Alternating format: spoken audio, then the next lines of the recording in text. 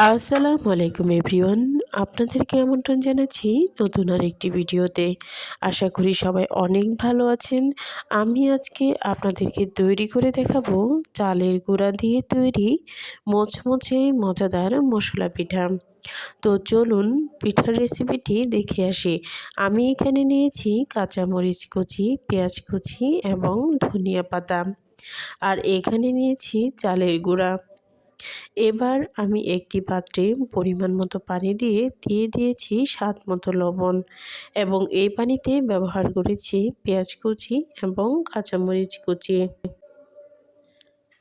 এবার আমি এখানে দিয়ে দিয়েছি 1 টেবিল চামচ হলুদের গুঁড়ো, ধনিয়ার গুঁড়ো এবং মরিচের গুঁড়ো সমান পরিমাণ মতো।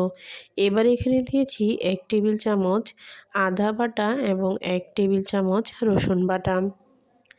এই পর্যায়ে আমি এখানে দিয়ে দিলাম একটু বাটারের টুকরা। তো আপনারা চাইলে এখানে খাওয়ার যে তেল রয়েছে আমরা রান্নাতে ইউজ করি, ওই তেলটাও এখানে দিতে পারেন। এবার ওই মশলার পানিটা কিছুক্ষণ জাল করে চালের গুঁড়ো দিয়ে আমি এখানে একটি খামির তৈরি করে নিয়েছি, এবং ঠিক শেষ পর্যায়ে এখানে দিয়ে দিয়েছি ধনিয়া পাতা কুচি।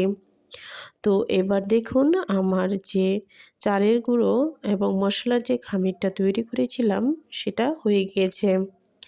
এবার আমি এটা স্মুথলি ডলে ডলে একটি ডো তৈরি করে নিয়েছি।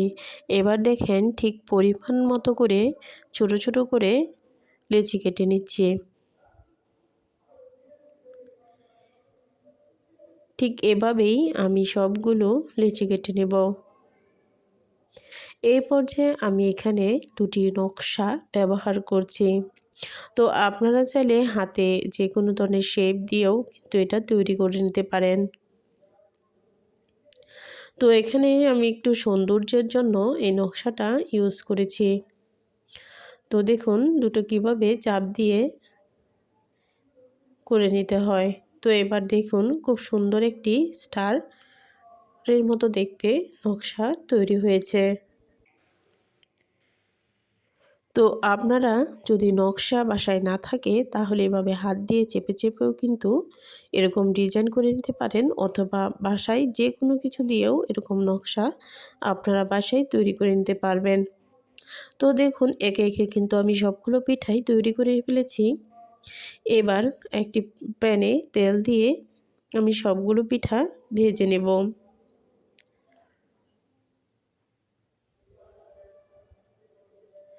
তো এবার দেখুন আমি উল্টাপাল্টা করে মুচমুচে করে কিন্তু সবগুলো পিঠা ভেজে নিচ্ছি।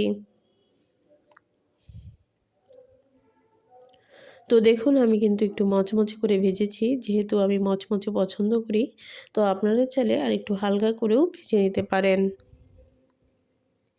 তো দেখুন আমার সবগুলো পিঠাই কিন্তু ভাজা হয়েছে।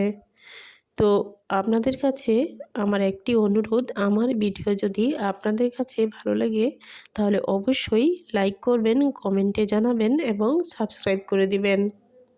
তো দেখুন মজাদার মুচমুচে এই পিঠাটা একবার খেলে কিন্তু এর স্বাদ বুঝবেন না। অবশ্যই বাসায় ট্রাই করবেন। আল্লাহ হাফেজ।